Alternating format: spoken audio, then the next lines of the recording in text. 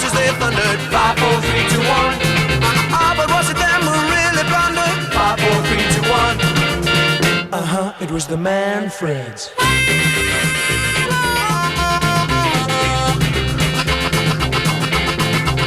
4, 3, 2, 1. 5, 4, 3, 2, 1. The Trojans waited at the gate for weeks. 5, 4, 3, 2, 1. In a wooden horse to the city they sneak. 5, 4, 3, 2, 1. Who let 'em in? Who wasn't the Greeks? 5, 4, 3, 2, 1. It was the Manfreds.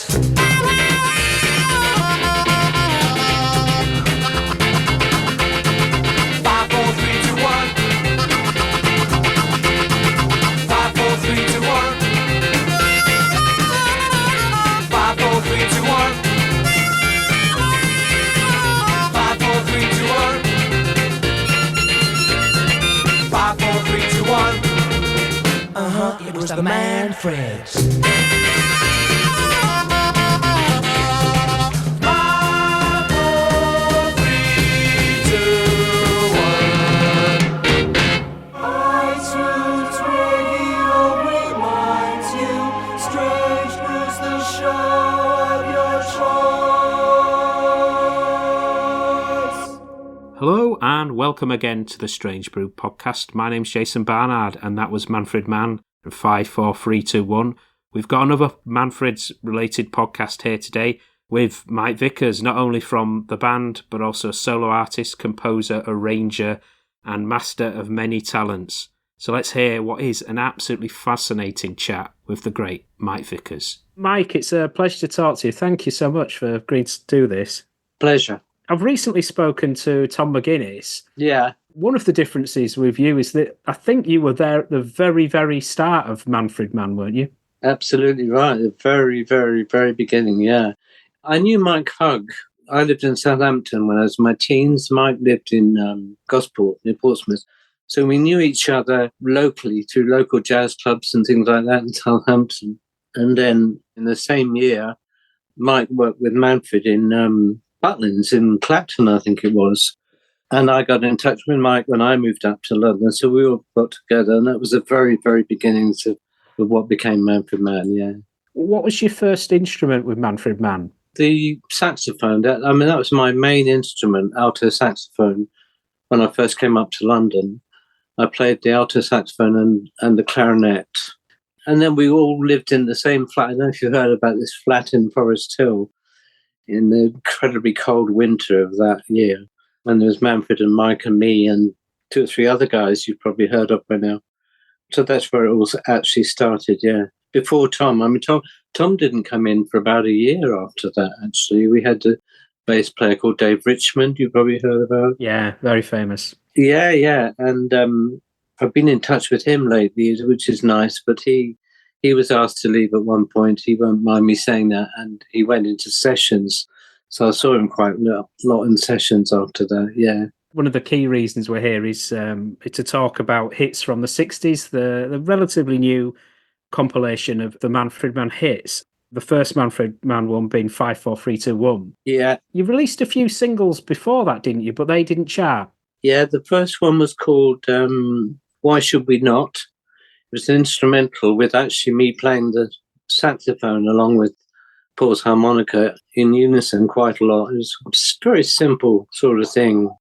And the second one was called Cock a Hoop, which again was a song this time, but it wasn't.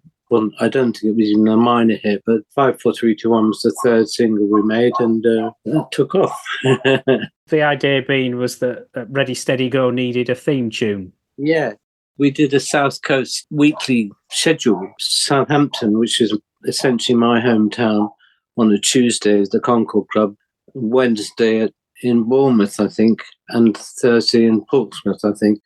So Paul and this is very intimate. Paul and Manfred stayed at Mike Hugg's parents' house, and Dave stayed with me at my parents' house. So that night, the three of them got together and came up with 54321. That's why it was just I wasn't involved in that. One of the other aspects of that single is the B-side, Without You, because that's got you quite prominently on. Was it flute that you were on? Flute, yeah. I played the flute as well. I forgot that. I did a solo. There was a guy called Roland Kerr, the black guy who played the tenor saxophone, and he did that singing into the flute business. You play the flute and you sing a lot, do do do do do do do do do do. And I think I did a solo like that one. It's a bit spitty sound. Remember that? There's people on the internet talking about that in terms of the lineage to Ian Anderson and Jeff Ruttall. Yeah, well, I would say Ian Anderson got it from Roland Kerr. I'd definitely say Roland Kerr was the first person I had to do that. Ian Anderson was second, but I think I got there before he did. I'm not quite sure. It wasn't a race or a battle, don't worry. Just a hunk of steel. Yeah, just a plank of wood. Give a little bit of bad luck. Just a bit of good. I could be so happy with this life of mine, but you know I'm so sad, baby, so sad all the time. That's my life, baby. Oh yeah, it's no good without you.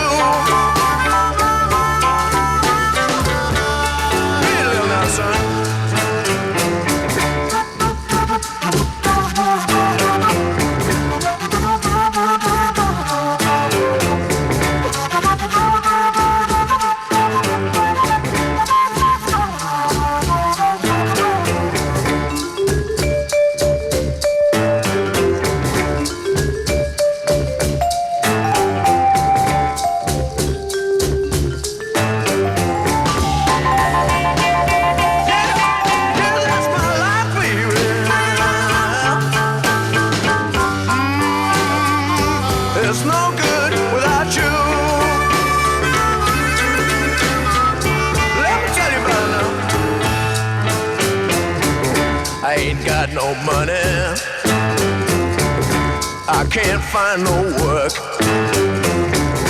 I could have been a good man, and a good man and not a jerk. Yeah, things could have been different. Could have had some changes made, but you weren't a wait child. Lord knows you should have stayed. That's my life, baby.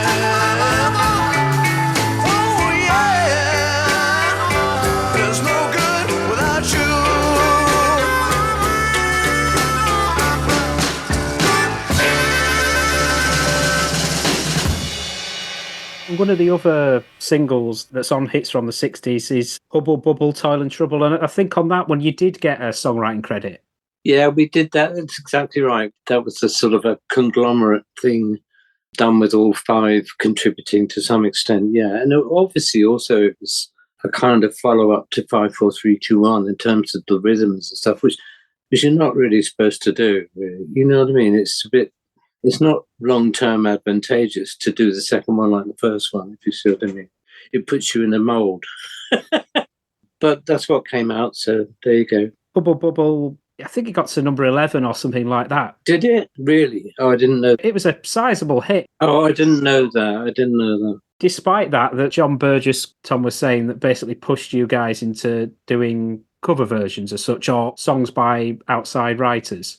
Well, yeah. That's certainly right. I mean, and there's been recent writings about that from Tom and Paul and others concerned, and Manfred has his own say about that. But it definitely was a source for hit type songs for the Manfreds, which had already been at least released in America. But we did our own versions, of course. So I honestly just went along with what was happening because I was there.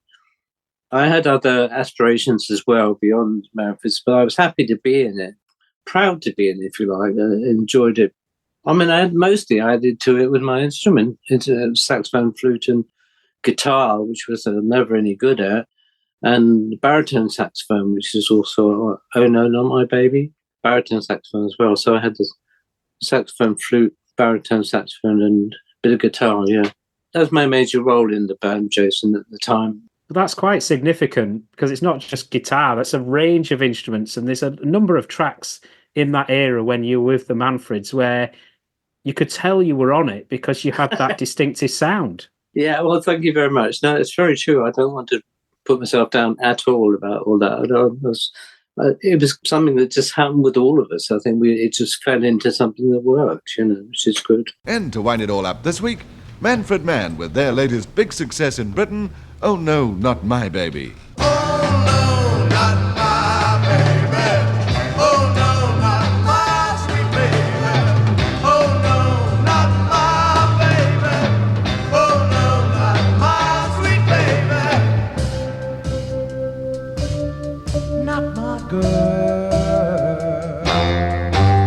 When my friends told me you had someone new, I didn't believe a single word was true. I told them all I had a faith in you. I just kept on saying, oh no, not my baby. Oh no, not my sweet baby. She don't go with other guys, and I don't think she would tell me lies. My mother told me when the rumors spread, there's truth somewhere, and I should use my head. But I didn't listen to a word she said. I kept right on saying, oh no, not my baby. Oh no, not my sweet baby. She's not like these other girls you see, and I believe she's in love with me. Oh, no, no, no, no. Not my girl. Oh, well, you might have had a last minute fling, but I am sure it didn't mean a thing. 'Cause yesterday you accepted my ring, and now I'm glad that I just kept on saying, oh no, not my baby. Oh no, not my sweet baby. Oh no, not my baby. Oh no, not my sweet baby. Not my girl. Not my girl.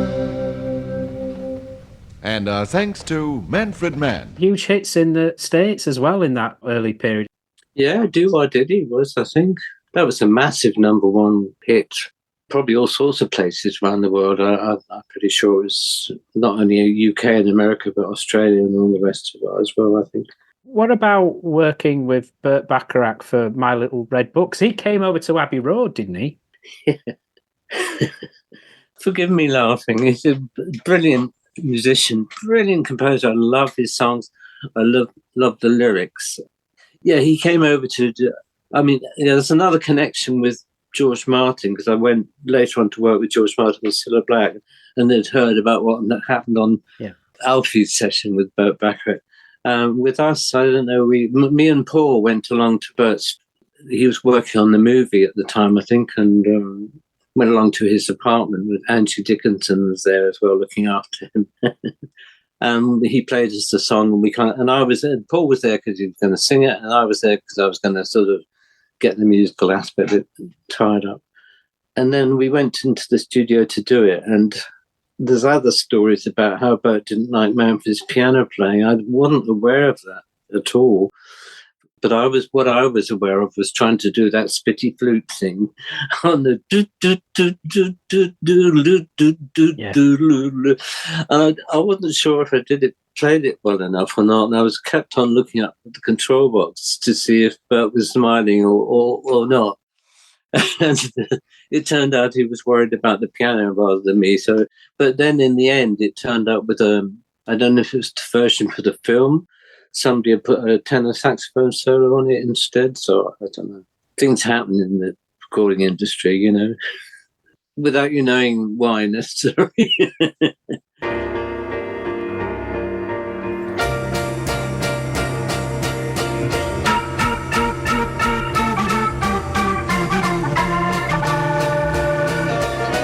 I just got out my little red book the minute that you said goodbye. I thumbed right through my little red book. I wasn't gonna sit and cry. And I went from A to Z.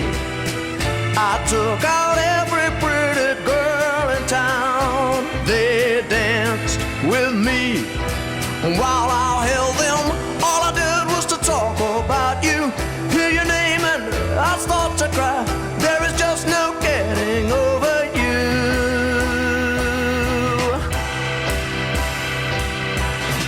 No girl who's in my little red book just ever could replace your love. And each girl in my little red book knows you're the one I'm thinking of. Won't you please come back to me? Without your precious love I can't go on. Where can you be? I need you so much. All I do is to talk about you, hear your name, and I start to cry. There is just no getting over you. No, no, no.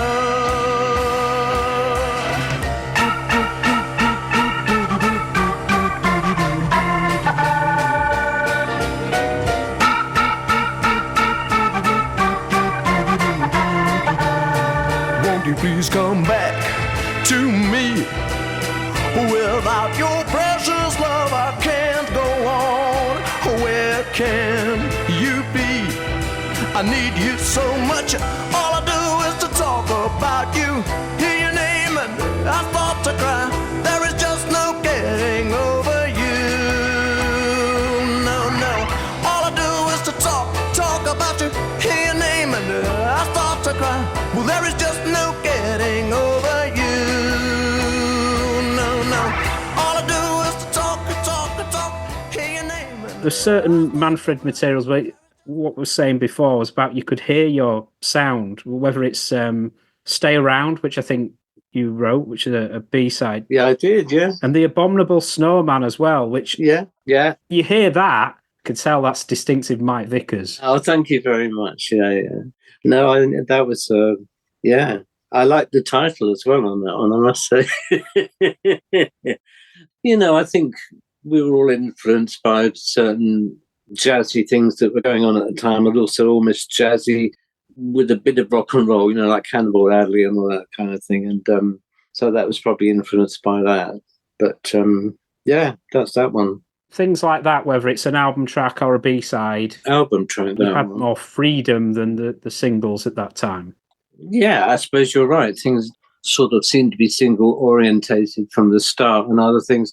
I mean, we did like to put some jazz in, you know. I mean, obviously Tom and Paul were from the blues side, and me, Manfred and Mike, very much from the jazz side of things. So we like to put that in, but at the same time, we go flat out on Do Our Diddy, etc. when it was required, you know. So it all seemed quite organic to me, you know, because we were a bunch of guys working together, playing together, and what came out, you know, it was quite surprising. I mean, not many bands would have a beautiful vibraphone solo, for example, in the middle. I mean, that was Mike Hug on the vibes, and brilliant. And so I had a lot of talent there. So it's good, yeah.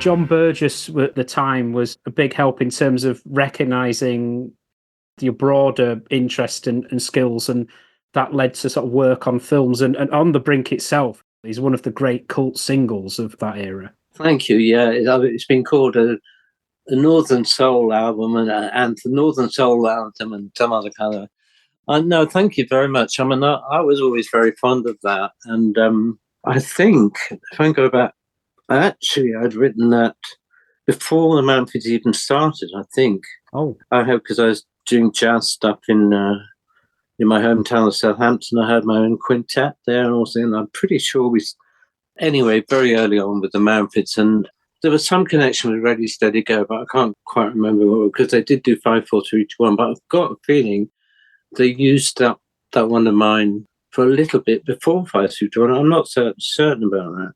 So John knew I was happy. I had already done a little bit of scoring for Manfreds, a couple of songs which I put some strings on, arranged strings and stuff. So he knew that I wanted to go into that type of thing. So he agreed to a session for On the Brink, which was my first proper session under my own name. And it had some tricks in it, including speeding up, but it had a big impact. It really did. And quite a few people, I remember George Martin wandering out of the studio when we were doing that. And it led to me working with him a lot later on. And it was a sort of a minor hit, wasn't it, On the Brink? It became a cult hit, so absolutely, certainly. And then that's what led to a film offer for Sandwich Man. The producers had heard that on the radio or something. Yeah, it had quite an impact. Yeah. One guy I worked for in the advertising said, but the first time he heard it, it scared him. Yeah, doing my bit.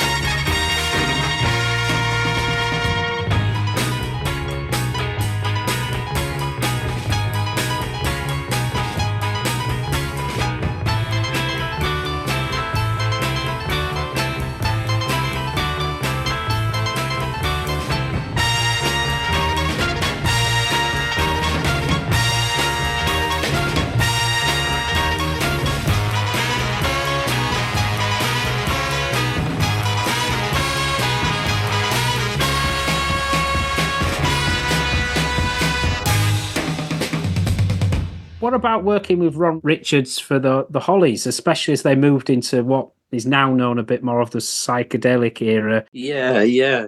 I just remember that working with them as being a pleasure, and Ron Richards was very, very nice to me. He seemed to like what I did, and just added some colours and touches and sounds to some of their pieces. Also from that era is the album that you released, I Wish I Were a Group Again, and your version of Sunshine Superman, which I've loved for years. Oh, yeah. Am I right that it's E by gum, it's the Sunshine Superman. Yeah, It's playful, it's fun. yeah. Do you remember recording that and what you were doing in that? I do, yeah. And the singers were kind of session singers, and one of them was John Carter, the songwriter John Carter. Great songwriter. Yeah, he's been on the pod. Oh, okay, and he was one of the singers on that Sunshine Superman. I just enjoyed it because I thought, well, this is a good idea. Came up with a whole list of other types of man, Super Batman, what was it? Batman. Beggarman. Batman. Postman, Milkman. Postman, no. Yeah, by gum. Yeah, I don't know why I did it. Really. I mean, obviously, I wasn't trying to do a cover version of the Donovan song, wasn't I? So I just had fun with it, really. How did you choose the material that made up that album? Because you had like Cat Stevens, Matthew and Son. You even had Semi-Detached Suburban Mr. James, a Manfred song. Yeah. Well, I think it was a mixture. It wasn't all done in a day or 2 days or anything. It was stuff that I'd already recorded, put together into an album. And there was a whole bunch of them which were versions of, I think Waterloo Sunset, was that one? Yeah. Which were sort of current British hits, really. Right. Cat Stevens one. On a Carousel, Hollies. Yeah. Did my version of it, that's right.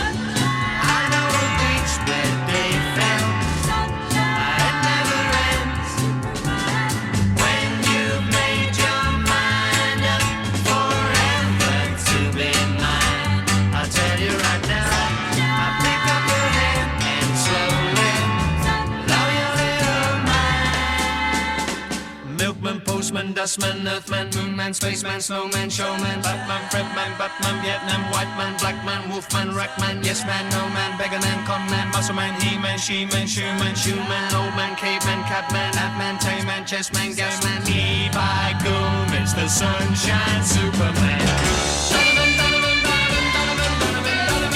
Sunshine!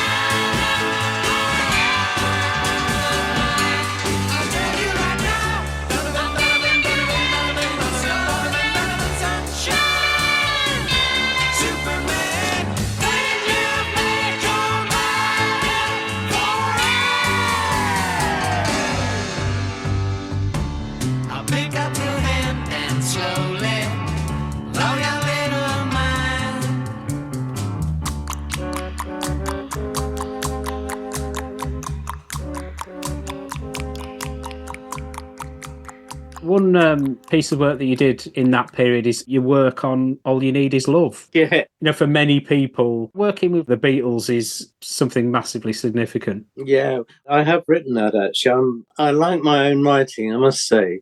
And I've done a number of other fiction books, none of which I've managed to get out there. But I have got this one out there on Kindle, just on Kindle ebooks. It's called A Week in the Life, yeah. So it's exactly that, a week of All You Need Is Love, starting from hearing about it because George Martin's father had just died, to the rehearsals, to lots of hassles at home, we were having. So I do recommend you find it and read it if you're interested, Jason. You went to, was it Paul McCartney's home to discuss with Paul and John the arrangement? Yeah, in that was the house he had in St John's Wood. I went around there a few times in that show because I worked with Mike McGear, and he tended to stay there in London, so I saw it a few times. And and I put this in my book, how nerve-wracking it was, I'd obviously kind of seen them from a mid-distance here and there, the Beatles, but to actually go upstairs to the top floor and the psychedelic piano was up there, and there they were sitting there, and I don't know how I got through it. I was so nervous. But they just talked about the song, and Paul made sure I got the chords right, and we played along with it a few times. And I think the message to me from George Martin was, write the first thing that comes into your head. So I told that to the Beatles, that George suggested I write the first thing to their head, and they said that's what we tell him. I don't think you always get the credit that you have, because there's some sources that just talk about you just conducting the orchestra, the strings players, but you're... No, there's more than that. But it was a composite effort, so there was a lot more else going on as well. But A Week in the Life, it'll tell you very clearly about all that. My version, of course, but I was there. I was doing the work. I was writing the notes. I was conducting all this and that. What do you remember of the transatlantic recording? It was all live. Yeah, it went out. It was live. Well, sort of live. If you want some trade secrets, you could read my book. The All You Need Is Love session, Mick Jagger was there, all sorts of people. You can see at the big Jane Asher, all sorts of people. Early on in the full-length video of it, you can see they pan across the audience. They're sitting there with all their Flower Power shirts on, You mentioned Mike McCartney. He seemed to work quite a bit with the Scaffold, including Lily the Pink. There was a lot of famous musicians involved, whether they were famous at the time or not. There was Elton John, Graham Nash, wasn't there, and Tim Rice? It was session musicians mostly. Right. When Jack Bruce came in, the original was, I forget who the bass player was, Clem Catini. You must have heard of Clem Catini by now. Yeah, he's been on. Oh, good. He's a lovely guy. He was on the drums and blah, blah, blah. And Mike took it away and he said, well, we need another session. And they put some more bass on it. And I couldn't quite understand why. And something else he wanted. So it was the second session. And that's when Jack Bruce was called in. And the reason Mike called Jack Bruce, because he thought I knew Jack Bruce, because Jack took over, when I left, and what I call chapter 1.5. When I went and Paul stayed and Jack came in, plus Henry Lowther and Lynn Dobson. So, but I didn't really know Jack. I met him a couple of times, but that's why he was there. But it was a sing-along, Yeah. Not much else you could say about it. But again, it's a huge hit. It wasn't just Lily the Pink that you worked on with the Scaffold. Yeah, I did quite a few sessions with them. Let me see if I can remember. Do you remember? Do you remember that one? Do you remember? And my first wife sang the little at the beginning. Yeah, she's not with us anymore, but she did that bit just because she was in the studio with me and thought, hang on, this is a good idea. And I did quite a few sessions with them. I can't remember. But I also did a tour with them. Oh. And I was MD on the tour with them and the Hollies and with Paul Jones. Did you know about that? No. Oh. That must have been great fun. Oh. UK tour, I assume. Yeah. It was, I think it was. And I had an orchestra there. So we did an opening tune with my orchestra, which nobody ever got, I had them stamp. It was called Stamp Collector, and I had the band stamping on the floor in time. You see, and the audience didn't quite get it really. And then Paul, and then the Scaffold, all the other way around, and the Hollies in the second half. So that was the whole tour. But they were quite fun to work with. Those guys, they're pretty clever and a bit cheeky with it. We'll drink to Lily the Pink, the saviour of the human race. For she invented medicinal compound, most efficacious in every case. Mr. Fleas had sticky out ears, and it made him awful shy. And so they gave him medicinal compound, and now he's learning how to fly. Brother Tony was known to be bony. He would never eat his meals, and so they gave him medicinal compound. Now they move him round on wheels. We'll drink a to Lily the Pink, the Pink, the Pink, the saviour of the human race. For she invented medicinal compound, most efficacious in every case. Old Ebenezer thought he was Julius Caesar, and so they put him in a home where they gave him medicinal compound, and now he's emperor of Rome. Johnny Hammer had a terrible sister's grammar. He could hardly say a word, and so they gave him medicinal compound. Now he's seen, never heard. We'll drink to Lily the Pink, the Pink, the Pink, the saviour of the human race. For she invented medicinal compound, most efficacious in every case. Auntie Millie ran willy-nilly when her legs they did recede, and so they rubbed on medicinal compound. Now they call her Millie Bee. Jennifer Eccles had terrible freckles, and the boys all called her names. But she changed with medicinal compound. Now he joins in all the game.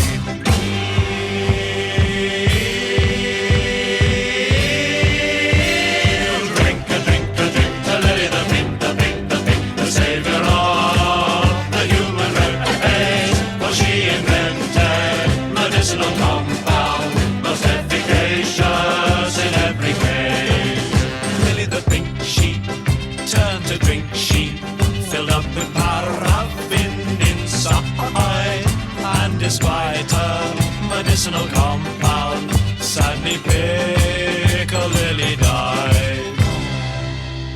Up to heaven, her soul ascended.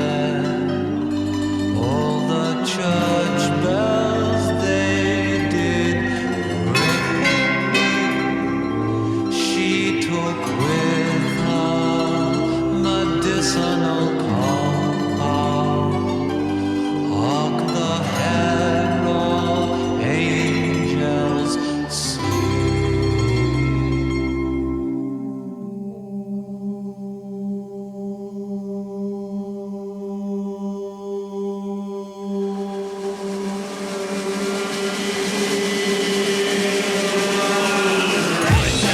Drink to Lily the Pink, the Pink, the Pink, the saviour of the human race. For she invented medicinal compound, most efficacious in every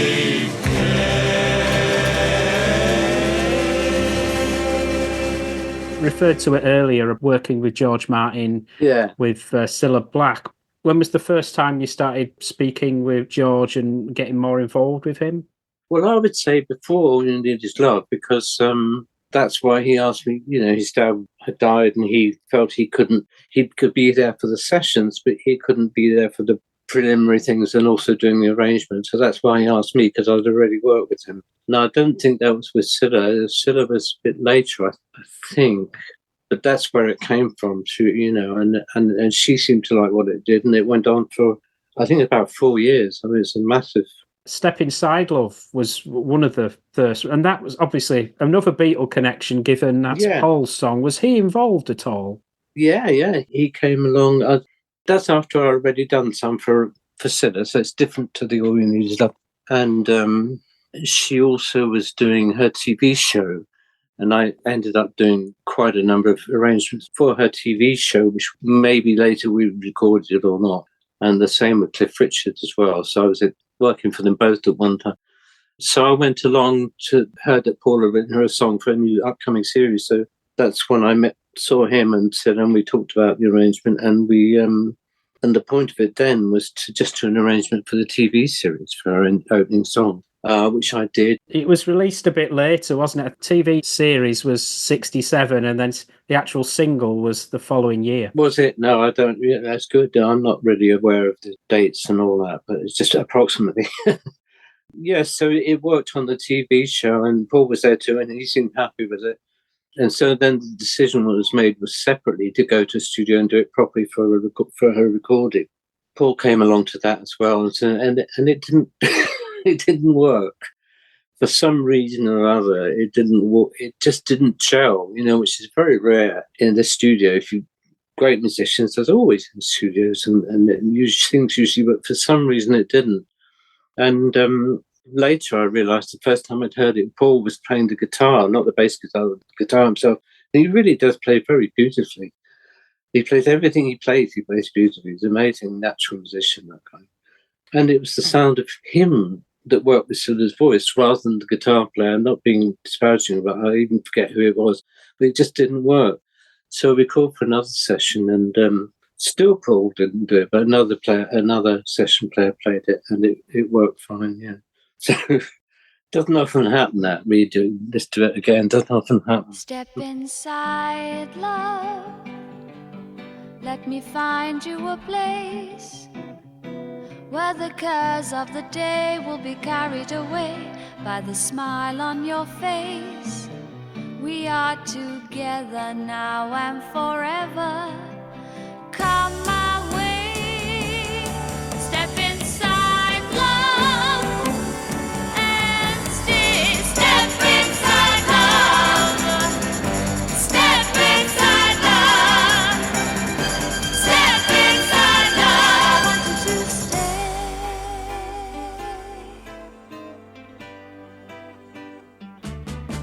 You look tired, love.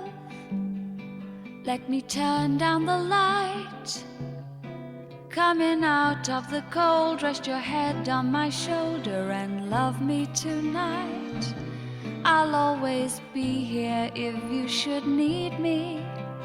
Night and day, step inside, love, and stay. Step inside, love, step inside, love, step inside, love. I want you to stay.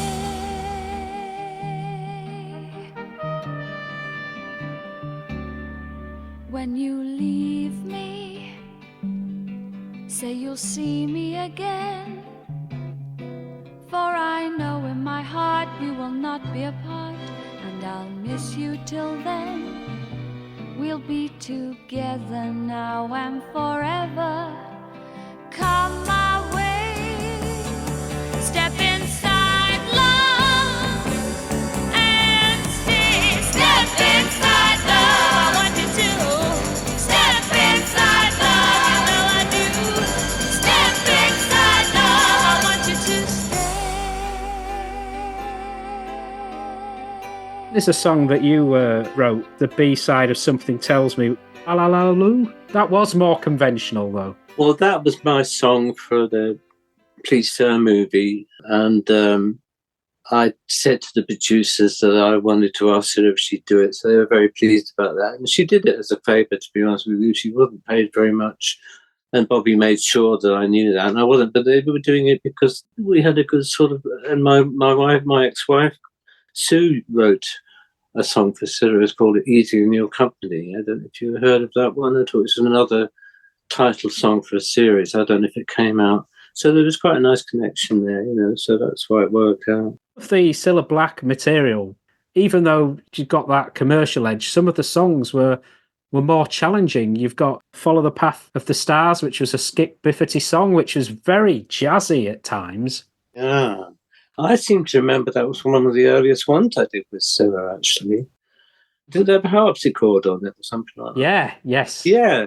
I think that was one of the first sessions I did with her, actually. Yeah. It changes tempo, the jazzier elements. Yeah. I'll have to play it now. I've got the whole collection somebody put together a whole collection of Cilla stuff, all her EMI years, all of it. So all of the stuff I did, but it's certainly, I was happy with that. Because she seemed to like me. I got on with her and Bobby very well. They were so friendly, and George seemed to like what I was doing, and so it worked very well. But then it stopped. It's the part of the business, really. I think she went off to another label at that point.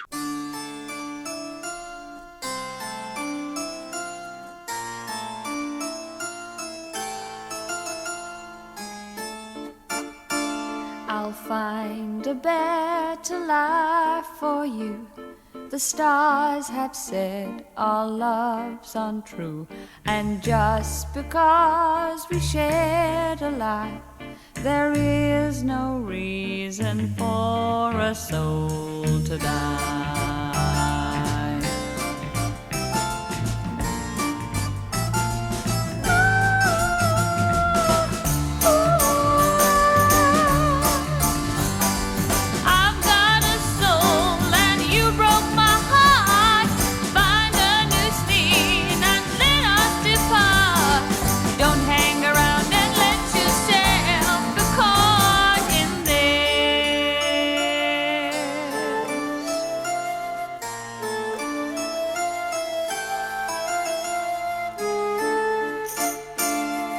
Find a better people there, a friendly love, the kind who care, and not the sort like me you found. We're mean and hard, and we push around.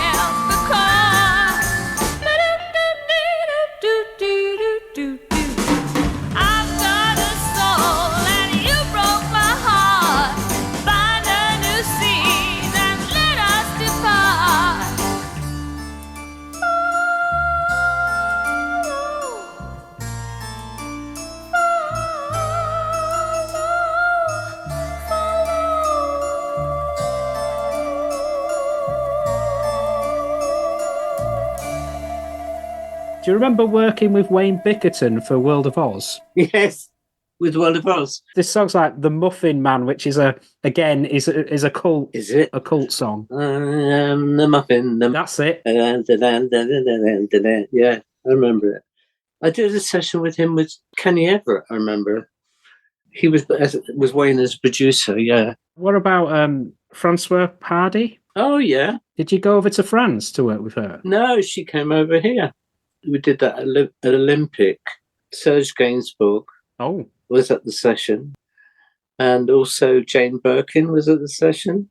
Do you know these names? Well, Je t'aime. Yeah, that's it. Exactly. They were both there, as well as Francoise, and it was so I don't know. What about you getting involved with the Moog synthesizer? Because you're a pioneer in this space, and there's some fantastic footage of yourself on Tomorrow's World demonstrating it. I know. It's a long time ago now. Before colour TV, before the internet. The kit must have cost a king's ransom at the time, and it was pioneering stuff. Well, thank you. I I'd always loved electronic music anyway, from when I was in my teens. I didn't grow up in my teens loving popular music at all. I listened to a load of jazz and some very early electronic music from Stockhausen and people like that. So I was always interested. Then time went by, and I just read somewhere in the music paper that there was this crazy guy in New York State called Robert Moog, who had invented a synthesizer. And I immediately thought, God, I've got to follow this up, And I just happened to meet a couple of guys who worked at Advision Studios, and it turned out they were agents for the import of this device. I almost immediately ordered one. It was expensive, for the time it was. But I just wanted it. That's all I knew. I didn't know what I wanted to do with it. Were you responsible for introducing that to George Harrison and the Beatles? No, because I think they've heard it it was a race in the end, because obviously other people would pick up this news about the synthesizer, and around the same time, mine arrived. I think George got his first, and then mine arrived, and I had it in my flat in Baker Street, and I spent a lot of time with George Martin at the time. I said, "Oh, do you want to come around and see my Moog?" Because I was showing off. They hadn't got theirs yet, you know. So he came around with Giles in his arms. All right, it was a small child, Yes. a baby, or Head lolling about, you know, that kind of thing. Yeah.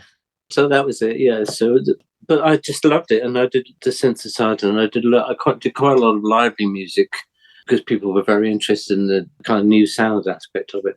And half of the ones I did were sort of really way out and far out, and experimental and weird, and the other half were very sort of corny almost, you know, because you can make the Moog do type of sounds, you know. So, yeah, I mean, no time everybody was using synthesizers, and it was partly me, I think, that brought it to people's attention. There's a line that says that you helped teach the Beatles how to use the Moog during recording sessions for Abbey Road.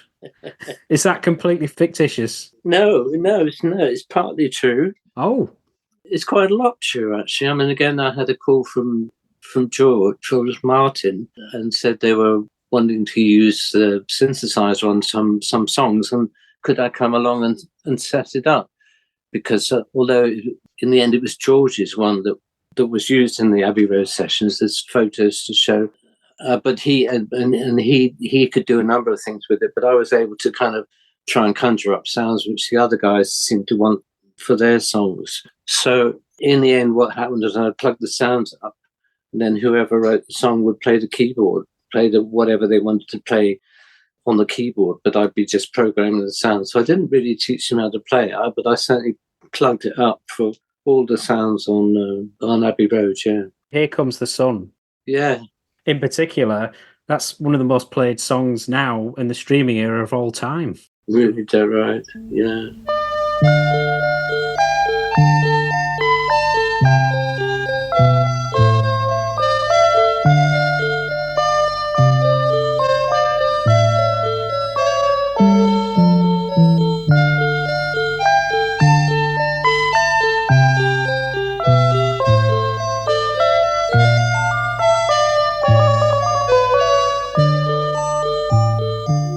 All these instrumental sounds were made electronically by one man, Michael Vickers, on a single musical instrument.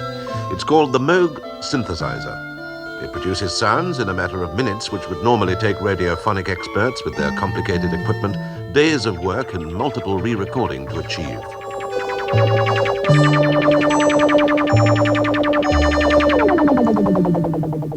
The instrument is made up of independent electronic units packed together into a compact console. There are oscillators which produce the sound, filters, amplifiers, and envelope generators which shape it. The sound can even be automatically triggered. You don't have to be an electronics expert to play the Moog. All you need is a good musical ear, because you create your sound simply by plugging into the right holes. When you've done this, they can be played on the keyboard. The keyboard range can be altered so that notes never heard before on a piano can now be produced. As well as short notes, long continuous sounds can be played on the second keyboard by running your finger up and down a stretched metal band. This produces continuously changing voltages, which in turn produce changing sounds. The instrument is called a synthesizer because the sound of any musical instrument can be built up electronically. A composer need no longer bother with a room full of tape recorders and electronic equipment. His time can be devoted entirely to producing the music he wants to play.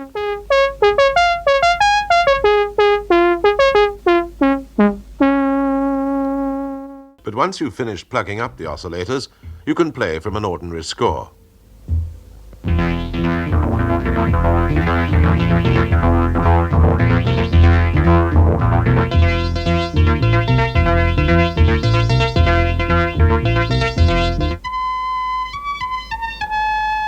The days of the one-man band are back again. The 70s saw you heavily involved in library music and music for specific films.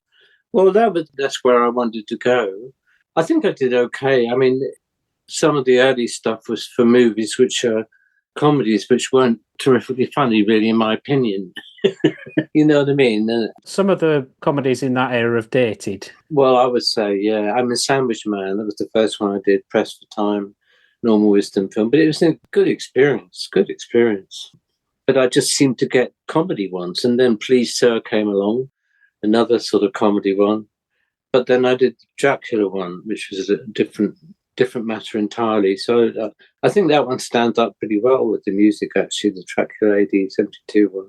And then I did At the Earth's Core in the 70s, which was sort of a lot of electronic in that. And then the last movie I did was Warlords of Atlantis, which was fairly big orchestra. And that's probably the best one I did, actually. Visitation, that's huge in Poland, isn't it? Oh, that one. Yeah, I know the one you mean. Yeah. Yeah, I know. It's like like a rocket taking off, isn't it? I mean, that's one of the great things about library music is you don't necessarily know where your music's going to be featured. No, absolutely right. Absolutely right. But I was pleased to hear, if anybody's picked up on anything, mine, I was always pleased to hear it. But mostly what I did was all the arranging stuff was largely anonymous, and people in the business knew, but it wasn't whatever. I mean, it's a fantastic experience. The arranging was a fantastic experience, an amazing apprenticeship. And I got to work with many different people in many different styles. So it was actually really good for me.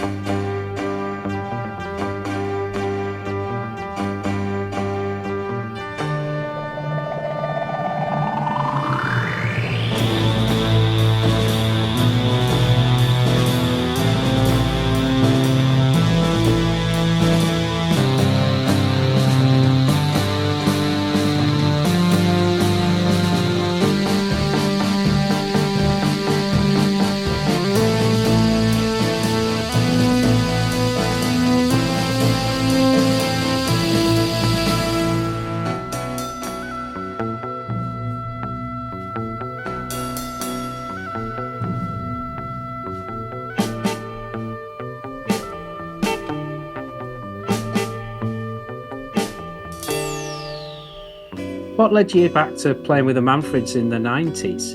Well, I suppose by the 90s. In fact, we did it was Tom's kind of anniversary. He devised a concert because it was his 40th or 50th or something like that. And they were part of the blues band there, and part of the blues band, part of McGuinness Flint and part of Manfred Mann, so they were all there. So from that came the idea to, because the Manfred thing seemed to go well, to go on the road with it at some point and see how it did. And it grew from that to be by no means full-time, but certainly busy. And I had no idea that was going to happen. I just happened to have bought another saxophone about a year before, coincidentally, and didn't play the guitar. So in the new Memphis, and I got a flute. So it just was something else for me. I'm not talking about anybody else. Obviously the others have been touring pretty much all the time in between, but I hadn't. And it was all novel to me going back on the road and actually staying in proper hotels and all the rest of it. It's, wow, things are looking up. So it was, and we traveled. We went to Australia, a couple of times, and we went to where I met my second wife, Connie, who's downstairs. And then in the last couple of decades, you've gone back and released some of your own solo work. There's the complete soprano sessions. And there's also a video on YouTube of where not only is one of your pieces of music, you've done a whole animation. Cool and Hot. Cool and Hot. Oh, listen, it's lovely talking to you because you've obviously done a lot of research. You may know more than I did almost.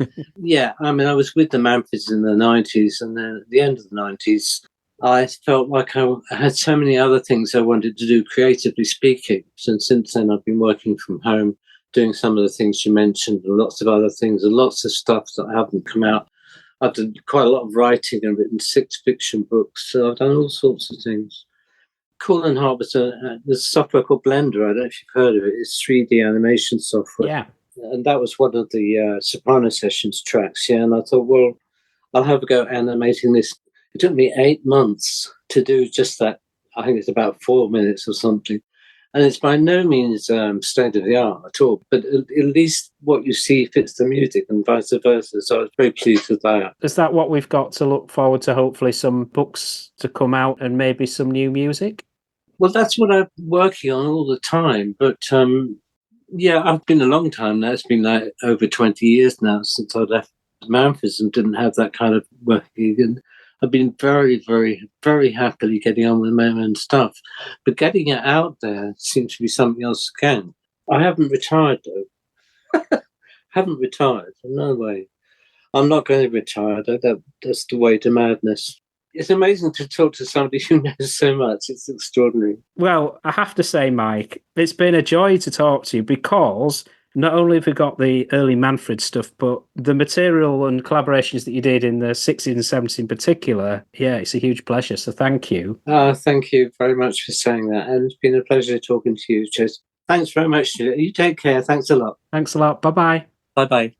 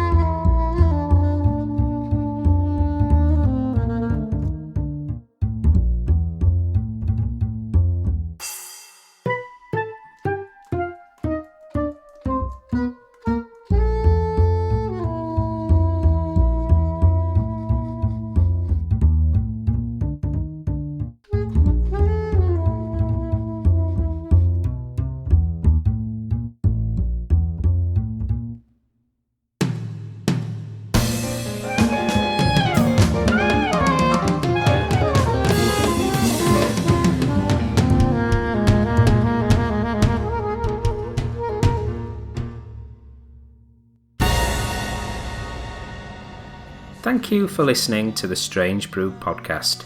If you do like the show, please consider a small donation to help keep the show archive online.